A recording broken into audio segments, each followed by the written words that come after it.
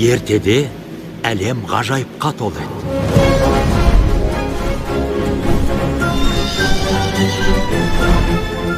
Ол әлем қатерлі, қызықты,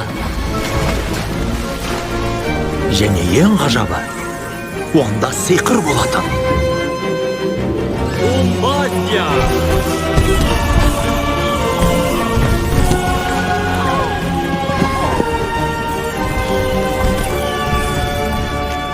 Сиқыр қиналған жанға дем беретін.